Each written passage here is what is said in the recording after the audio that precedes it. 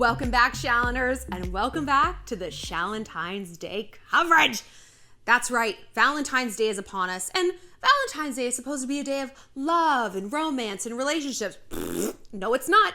It's a day of pressure and disappointment and sadness and comparison and emotional eating. We know. And I'm not just talking about you single girls. That's the plot twist. Today, we're going to talk about how to be okay with being single on Valentine's Day or any other day of the year, and why being in a relationship is not all it's cracked up to be, because it ain't. But first, just want to remind you guys, if you have a love question, head to my website, shallonlester.com, and click Get Help. Also, we're going to be doing a special Shallontine's Day episode of my podcast, Girl on Top, usually out on Wednesdays, and it will be this week. But we're going to do one on Friday, a special Valentine's Day issue, and we're going to talk about the worst Valentine's Day story. So if you have a Valentine's Day horror story, leave it in the comments right here, or leave it as a comment, not a DM, on my Instagram, at ShallonXO. That would be fantastic. Just please no DMs. I don't have time to check them. Okay, so like I said at the beginning of this video, Valentine's Day is fraught with high expectations, disappointment, all this stuff, and that's if you're in a relationship, right? If you're single, it's either something we just declare as stupid. Everything's stupid that we don't get to participate in. Competitive figure skating is stupid. Is that because you washed out, Shallon? I don't know, maybe. And nothing hits that mark more than Valentine's Day. It's a commercial holiday. Yeah, dude, so are birthdays. Get over it. It's here. It's not going anywhere. Because people want to celebrate their relationships, but then those of us who aren't in relationships feel less than by comparison. And it's not just that this is a feeling we only have February 14th. If it was, we could feel okay about it, you know? But it's a feeling we have 365 days a year. Why? Because society tells us we're less than. Society tells us we don't have an identity without a man. Society tells us that whatever dreams and goals we have, it's but are you married? Do you have a boyfriend? You don't have kids. We get that message loud and clear. Well, you know who's louder than all of them? Me, damn it, I am. And I'm here to unwind all of these negative tape loops in your mind that are telling you, because you don't have a boyfriend on February 14th, you are deficient, you are unworthy, you are unseen, you are just like a sim in a state of stasis, irrelevant until a man, boop, anoints you with his attention, and now your real life begins, right? No. Wrong, baby girl. This is how I always describe getting a boyfriend. I'm not here to tell you not to want a boyfriend. I'm not here to tell you that you are stupid for wanting one. It's a human need. Nobody likes to be lonely. Nobody wants to be alone. Our most basic human need is social connection and acceptance. Love, right? That's why we have a whole holiday to celebrate it, right? We want this. What I am going to tell you is that getting that doesn't fix as much as you think it's going to. And my analogy is always, imagine you're unemployed, right? You're stressed about money, you're bored, you have nothing to do with your time, you feel directionless in the world. Who even am I? What's my identity? You get a job. Now, when you get a job, do you think I'm never going to have a problem again? Never. No. You recognize that, yes, getting a job is the end of a lot of those things you were stressing about. Now I have money. Now I have something to fill my time with. Now I have a career path that I'm on. But you also recognize it's the beginning of a bunch of new problems. I'm tired. I'm stressed out. I hate my coworkers. I don't like the location. I don't like the hours. Whatever it might be, you accept that there's going to be a brand new set of stressors that are imported, and some are no longer going to be a factor. Relationships are the same. They're the exact same thing. They're the exact same way. No, true. When I'm single, what I don't like about being single is, I'm bored. I don't have, I'm not getting laid as much as I should, because I am good at it, okay? So I should be doing it a lot. And stuff like that. And it's what if I never love anyone again? What if I die alone, eaten by wolves? It'll be 10 days before anyone notices I'm missing. Stuff like that. But then you get in a relationship and it's why are you eating over the sink? Can you sit down? No, the remote doesn't, no, you have to scroll with your, okay, can you just give it to me? Can you just give me the remote? I'll do it. No, I'll do it. There's stressors, okay? And it's hard to know that if sometimes you haven't been in a relationship. Because I get a lot of questions from you guys like, I'm 19, I'm 22, I'm 27, I'm 37. I've never had a real boyfriend. And by the way, I went through all of those ages for a reason, because there is, first of all, no right or wrong age where you have got to have had a boyfriend by, like, at all. And no matter what age you are, you feel like you're too old for this situation. 19, I have girls who are 16 being like, there's something wrong with me. I've never had a boyfriend. I'm like, I didn't even kiss anyone until I was 18. I was spin the bottle. He didn't even want to kiss me. I didn't have my first real like boyfriend until I was like basically 21, like my college boyfriend. Like I maybe like went out on some dates, but like, no. One of my best friends didn't have a boyfriend until she was 26. She was a virgin until she was 26. One of my other best friends is 35, and she's like, my boyfriend now is basically my first real relationship. Like I dated people, but no, like he's my first boyfriend. She's like, he's probably going to be my last. I'm probably going to marry him. But like, the point is there's no normal. So get that out of your head, that for some reason, if you don't have some dude bringing you Russell Stover, which you should never accept anyways, lady, See's candy or nothing, then somehow you don't exist yet. You're not worthy and you're not valid. Because let me tell you, hello from the other side. Having a boyfriend is, yes, the absence of some things, but the presence of so much other bullshit, okay? And if you have not had a boyfriend before, will you please comment below? Because I want all of us who have had a boyfriend to remind you of this. And ladies who have been in relationships before, I want you to comment all the things that were irritating about it. Maybe not specific to him, but just like, hey, now every decision I make is a we decision. It's not a me decision. What do I want to do Saturday morning? No. What are we going to do? We wake up at 8 because he likes to get up early. It's a we decision. And yes, you make these decisions like based on love, and they're not totally a burden, but they're not a burden. Do you know what I mean? So I want us to collaborate, because we all need to dispel some myths around here that like men are the answer to all of our problems. And if you are dating from a place of, I have to have a boyfriend, I have to have a boyfriend, I have to have a boyfriend, no shit, you're not getting one. Because what you're doing is casting. You're not dating, you're casting. You're casting the part of boyfriend in the play of your life. Reading next for the part of boy is Kyle Mathers. Yeah, come on down. You have to look, we're looking for someone taller. Sorry, you're not trying to form a connection with anybody, right? You feel like if I don't have a man, any man, then I am not a woman. I am a part without the rest of the part, right? I'm a plug without a socket thing, you know? And that's why, that's working against you. The desperation, first of all, is the most powerful smell to a man's nose. They can smell desperation a mile away. And almost everyone can tell when they're being used, right? People know when you're not connecting to them, when you don't give a shit who they are, they just need to be a warm body in your life.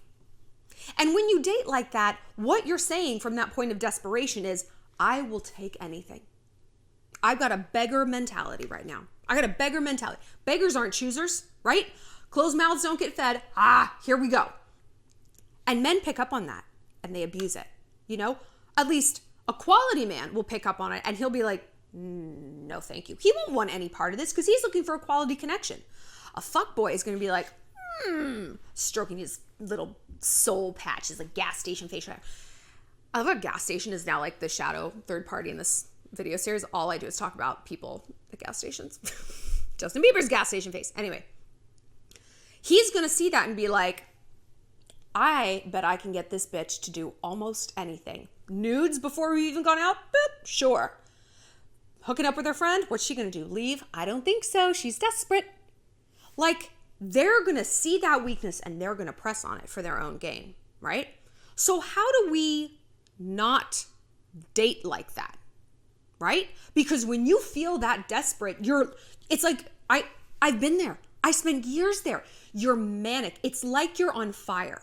It's like your brain is on fire and you can't put it out. You're just like, like just this crazed, frenetic ball of desperation and need, just like an open wound. So you're going to take any salve that comes along, right? And you can't even get perspective.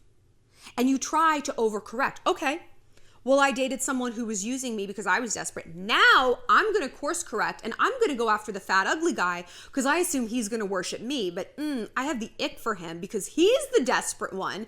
And now I can see how disgusting that is. And I don't want to be around it. And also, I'm reminded on some level of my own behavior. So I really don't want to be around it. So I'm going to be really mean to him to punish him for reminding me of myself. That's a lot. That's a lot. So we got to wind it back. We got to wind it back. How do we have a life that is man-proof? Because boys they're the side dish. We are the steak, right? They're the potatoes, and I love potatoes. And there's a whole bunch of different ways to eat potatoes. But we and our goals and our identity and our careers and our friendships and our family relationships, that's the steak. That's the steak. Because one thing fulfills you and nourishes you, and the other thing is kind of a filler food, and it's carbohydrates, and it's going to make you fat, right? So you need to focus on the steak of your life. And when we have that desperation, that means we see a man as a getaway car. I need a relationship, any relationship whatsoever, I am not picky, to take me away from my low self-esteem, my lack of career and goals, my fractured relationship with my family, a lack of female friendships, a past trauma that's unresolved. These men essentially become alcohol to an alcoholic. They're a drug to an addict. They're a thing, they're an avoidant behavior. And I've, in therapy, love to talk about what I learned in therapy, have learned if you're going to engage in avoidant behavior, mine is travel. It is. Like when I get bored, boredom is like my absolute kryptonite. I cannot stand to be bored. It's a whole thing. But I travel, and I'm enabled to travel because I can afford it. My job allows me to do it. I can do this from anywhere. And society's like, yes, go travel. So I'm like, okay. But my therapist is like, then name it. It's like, I am going to plan this trip because I'm bored, because I don't want to sit with my feelings about XYZ. Because I don't want to sit in an apartment that I don't feel like organized. XYZ. My apartment's very organized. But you know what I mean. He's like, if you're going to do it, you need to man up and name it. It's like if you're an alcoholic and you're going to open a bottle, you need to be like, I'm drinking right now because I don't want to think about the time I was raped in high school. Right? And when you can just give a name to it, you can begin to start to change it, because you can't change what you don't acknowledge. I feel like this video has gotten a little bit esoteric, right? We've gone down a big psychological rabbit hole right now, right? And almost this video kind of encapsulates sort of my thesis here on this channel, which is you don't need a man.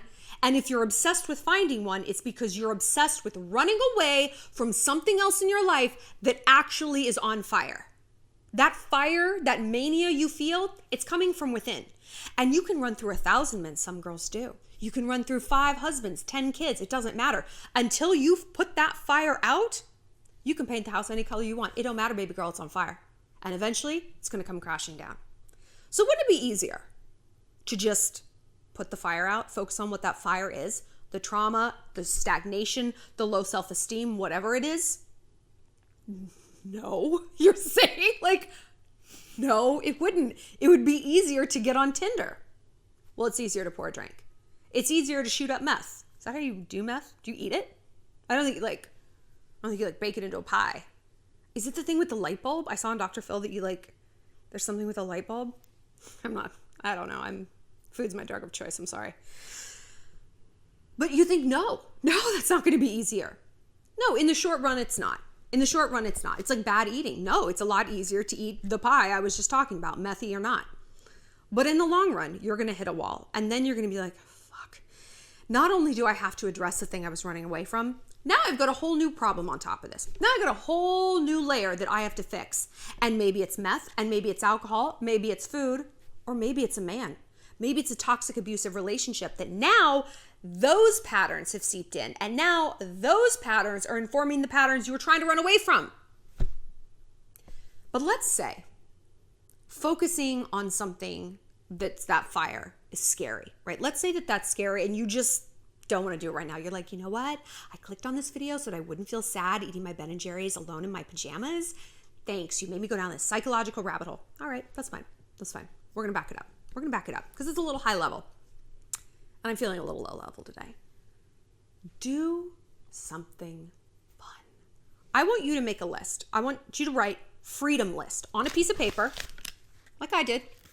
And I want you to write a list of your freedoms. And I want you to especially and specifically compare them to your friend in a relationship.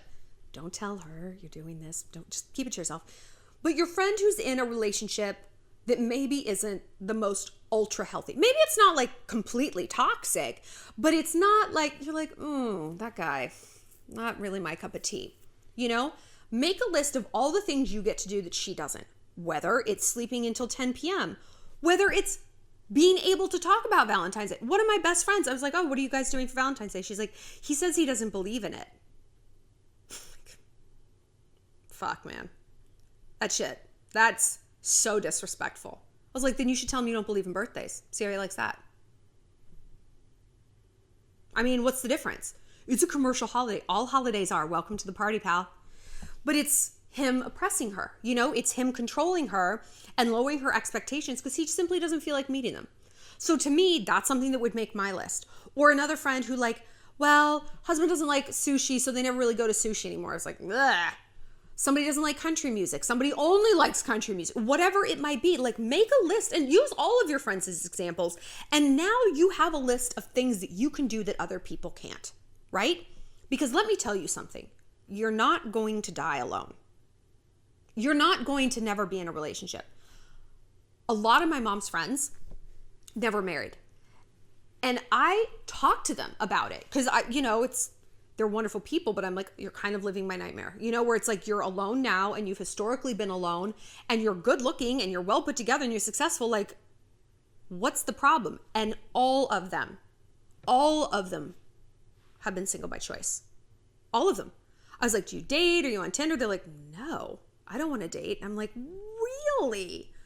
Why is that? Different strokes for different folks. Some of them had a bad divorce or whatever it was. They're like, I'm over it. I'm like, cool, okay. But that's the point. They made the choice. Nobody who wants to have a relationship and form human connections fails at it over the long term. At least nobody who's doing the work and the introspection, right? And that's what we're here to do. People who date from a place of strength and not that desperation getaway car weakness forms the relationships they want and deserve, right? So you've made this list, okay? And this is my point.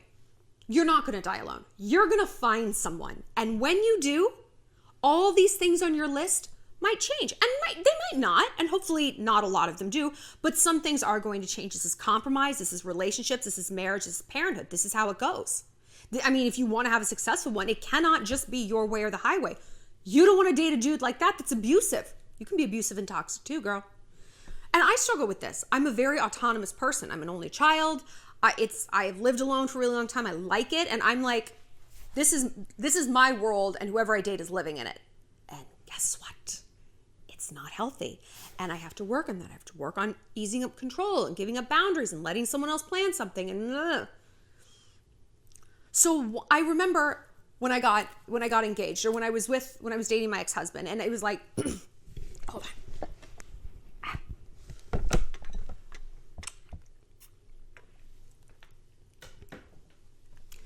So I remember when I was dating my ex-husband and it was like getting serious. We had just moved in together and I had this feeling of, oh my God, like this is it. Like it's over. And like my single life was over.